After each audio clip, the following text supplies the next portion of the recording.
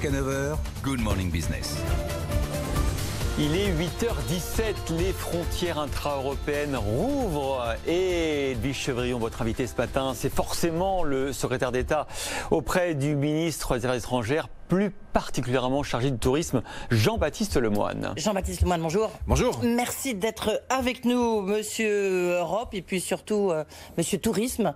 Jean-Baptiste Lemoyne, c'est pas complètement les jours heureux, mais presque en tous les cas, on a tous écouté l'intervention du président de la République hier, avec cette priorité à la reprise de l'activité économique.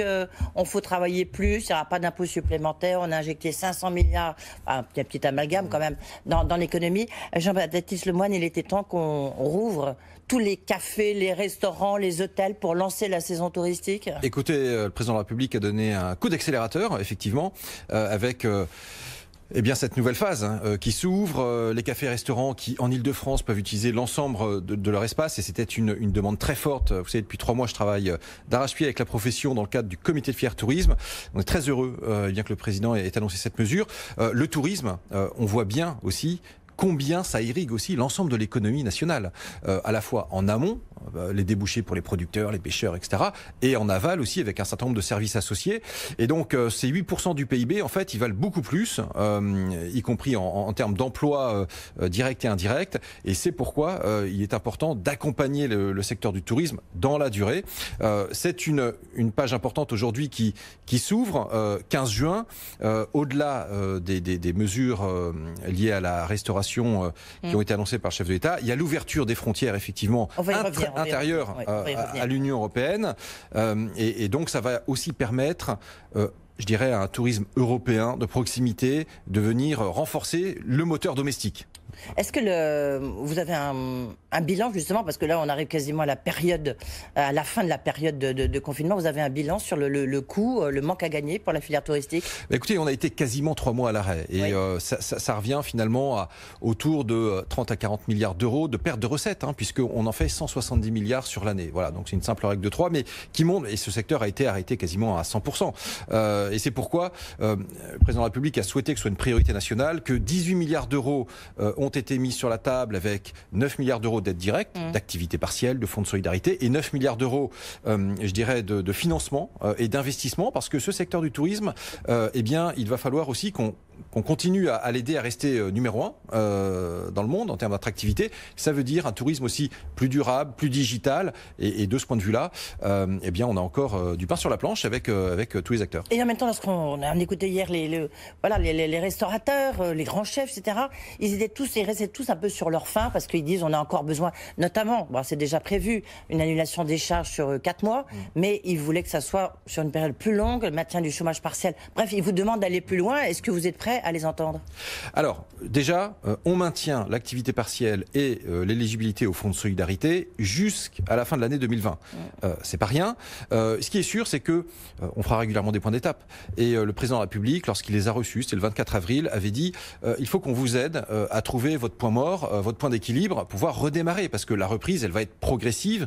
On le sait, les jauges, elles sont un peu affectées par les protocoles sanitaires, et donc ça veut dire, une vigilance permanente sur la santé économique du secteur, parce qu'on est conscient que, ce sont des passionnés, des engagés, qu'on n'a pas le droit de les laisser tomber, et qu'on veut les accompagner, puis que 2, ils entraînent aussi avec eux une partie de l'économie française. D'accord, donc pour l'instant, pour qu'ils soient prêts au 1er juillet, il n'y aura pas d'aide supplémentaire. Le message est clair, Jean-Baptiste Lemoyne. Encore une fois, on a mis 18 milliards d'euros, c'est pas rien. Et donc, il y en a combien aujourd'hui qui ont justement profité de ces 18 milliards et un appel au fonds de solidarité? Par exemple, sur le prêt garanti par l'État, c'est environ 8 milliards d'euros qui ont été octroyés, avec un ticket moyen autour de 100 000 euros. Et on a plus de 30 000 restaurateurs qui en ont bénéficié. Oui, d'accord, donc c'est quand même déjà beaucoup. Alors, lancement de la saison touristique, mais il reste quand même un petit problème, c'est les frontières européennes, ne serait-ce qu'européennes. Après, on verra effectivement, est-ce que les touristes chinois, américains peuvent revenir ou pas. On voit qu'il y a quand même, c'est un peu en ordre dispersé, la réouverture des frontières au sein de l'Union européenne, de l'espace Schengen. Alors, il y en a un ou deux qui sont partis un peu plus tôt que les autres. Je pense à l'Italie, dès le 3 juin. Mais globalement, il y a une très grande convergence. Les 3 quarts des États européens ont pris cette date du 15 juin comme la date permettant de mettre fin à un certain nombre de contrôles et de retrouver une liberté de circulation en Europe. Donc, effectivement... l'Espagne, le Portugal. Voilà. Oui, non, mais donc c'est pour ça que je dis les trois quarts. Oui. Donc il y a quand même eu une grosse convergence. Et pareil, ce travail se poursuit pour les frontières externes désormais. Le président de la République a annoncé la date du 1er juillet pour la réouverture d'un certain nombre de frontières avec les États tiers dans le monde qui ont maîtrisé l'épidémie. Donc on est en train de travailler aussi sur cette liste de pays sur lesquels il y aura encore des mesures spécifiques. On y travaille en européen justement parce que le président l'a dit d'ailleurs, c'est vrai que l'Europe a eu sûrement un peu de retard au démarrage et à l'allumage, mais après, je crois qu'elle s'est pleinement emparée du sujet. Et je vais vous dire, avec Thierry Breton, qui est en charge aussi du secteur comme commissaire, eh bien, grâce à lui, avec cette nouvelle commission, c'est la première fois que les ministres européens du tourisme, enfin en tout cas moi depuis 3 ans, étaient réunis et ont pu travailler ensemble. Donc je crois que l'Europe, eh bien, comment dire, s'est affirmée aussi dans cette crise. Ça veut dire qu'au sein de l'espace Schengen, on ne vous demandera plus rien. C'est-à-dire que vous n'aurez pas de tests, on pourra circuler librement à partir du 1er juillet. Alors globalement même à partir du 15 juin d'aujourd'hui. Enfin, il y a l'Espagne. Bon. Exactement. Et l'idée c'est d'avoir effectivement de ne pas avoir de contraintes. Et si certains États, parce que c'est à l'appréciation souveraine des États, mettent un certain nombre de dispositions, alors il peut y avoir une réciprocité qui se met en place. Mais globalement on sent, pour avoir discuté avec mes collègues, le souhait d'avoir vraiment une liberté qui soit facilitée et très clairement, voilà, je crois que. Qu'est-ce qui va se passer pour les touristes chinois, là où on voit que l'épidémie repart un petit peu en Chine, notamment à Pékin. Qu'est-ce qui va se passer? Pour l'instant, il n'est pas question d'avoir des touristes chinois ni américains. Ouais. Alors voilà, c'est pour ça qu'on a ce travail maintenant avec les collègues européens pour croiser les informations sanitaires sur les pays dans le monde et voir les pays pour lesquels voilà, on accepterait des flux, d'autres sur lesquels il y aurait peut-être des conditions, etc. Ouais. Donc j'ai pas encore la réponse, parce qu'on est en train de travailler là-dessus pour être prêt pour le 1er juillet. Mais ce qui est sûr, c'est qu'on le voit, le tourisme tricolore qui bénéficiait effectivement chaque année d'environ 3 millions de Chinois. Cette année va être une année différente. Et d'ailleurs, dès le mois de janvier, une partie du secteur touristique a été touchée. On pense à un certain nombre d'acteurs économiques d'Île-de-France pour lesquels la clientèle chinoise constitue comment dire, un apport important. Et ça veut dire effectivement de la perte de recettes internationales qu'il va falloir compenser par ce tourisme domestique. Et c'est pourquoi j'ai appelé un été qui soit bleu, blanc, rouge et incité nos concitoyens à redécouvrir la France parce que eh bien, les professionnels en ont bien besoin de cette solidarité, je dirais, nationale. Comment ça se passe justement, parce qu'on voit que le secteur du tourisme est encore sous le choc, parce que là, ça ne va pas réouvrir comme ça d'un claquement de doigts. Comment ça se présente? Est-ce que vous avez déjà des remontées en termes de réservation? Tout à fait. Alors, train, on a vu ce que disait le président de la SNCF en disant, attendez, il y aura moins de TGV au 1er juillet parce qu'il n'y a pas assez de réservations. Comment ça se passe? Alors, depuis le 14 mai, et depuis qu'on a annoncé que les Français pourront partir en vacances en juillet et en août, il y a eu un déclic psychologique. Et très clairement, depuis, les réservations montent en puissance. Ce sont les témoignages que j'ai de l'hôtellerie de plein air, par exemple, les gîtes de France qui ont multiplié par 10 leurs réservations chaque jour, les hôteliers, par exemple, les grandes chaînes me signalent que désormais elles ont 80% de leurs hôtels qui sont ouverts. Les hôtels indépendants prennent un peu plus de temps. Combien sont pleins? Et alors, en taux d'occupation, je vous prends les chiffres de la semaine dernière, là aussi sur les chiffres globaux sur lesquels l'UMIH a communiqué, on est plutôt autour de 25%, mais on partait de zéro.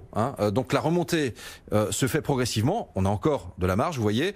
Et c'est pourquoi j'appelle aussi à cette solidarité des Français envers les prestataires touristiques nationaux, parce qu'il y a effectivement un manque à gagner et puis une reprise qui est très, très, très progressive. Oui, et en même temps, vous voyez les déclarations, vous avez peut-être lu comme moi de Jean-Pierre Farandou, le président de la SNCF, et qui dit que le bilan va être très lourd pour la SNCF, mais qu'en même temps, il y aura moins de TGV cet été parce que les réservations ne sont pas encore au rendez-vous. Donc peut-être que la déclaration du président va faire bouger les lignes. Assurément.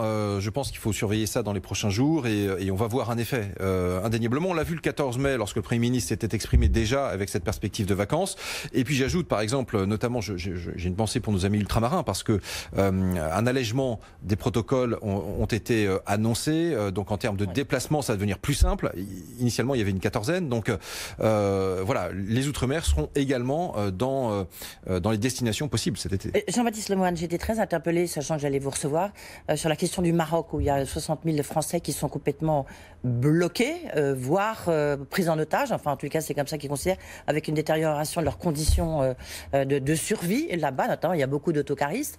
Qu'est-ce que vous pouvez faire pour eux? J'avais entendu les déclarations de Jean-Yves Le Drian en disant il y a des navettes maritimes. Enfin, visiblement, c'est insuffisant. Et ça commence à prendre une ampleur inquiétante. Alors, s'agissant des Français qui étaient bloqués au Maroc, plusieurs choses. Ils sont bloqués au Maroc, hein. Plusieurs choses. Les touristes de passage ont été rapatriés dès les premiers jours, c'était en mars, et nous avons fait d'ailleurs à l'époque plus d'une centaine de vols en une semaine pour en ramener plus de 20 000. Ensuite, il se trouve que le royaume marocain a fermé ses frontières aériennes et aujourd'hui, nous continuons un certain nombre de vols, à peu près 8 par semaine, et 1500 personnes sont évacuées chaque semaine à leur demande. C'est un travail considérable qui est fait par les consulats, l'ambassade. Mais là, on est sur des gens qui peut-être étaient partis plusieurs mois. C'est le cas de camping-caristes, qu'on nous avons d'ailleurs rapatriés avec des navettes maritimes.